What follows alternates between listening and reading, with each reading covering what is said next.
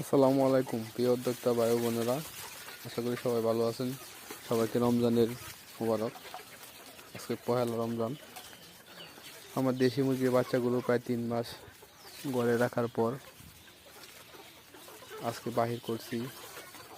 অনেকটা জায়গা, আবদ্ধ জায়গাকে বেড়া দিয়ে মুরগির বাচ্চাগুলোকে রাখার জন্য ব্যবস্থা করছি।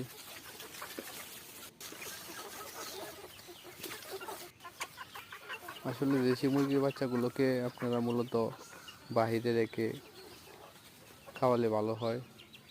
ঘরের ভিতরে রাখলে টুকাটুকি করে পলকগুলাকে একেবারে নষ্ট করে ফেলা। দেখেন আমার বাউন্ডারিগুলা, পুরাটা বাউন্ডারি দিয়ে এটার ভিতরে রাখবো যাতে ঢুকতে না পারে। এই দেখেন টুকরা টুকরি করে একেবারে অবস্থা বেহাল। এখানে 56টি মুরগি বাচ্চা আছে। এটা ডিম পাড়ার লাগিয়া তৈরি করব।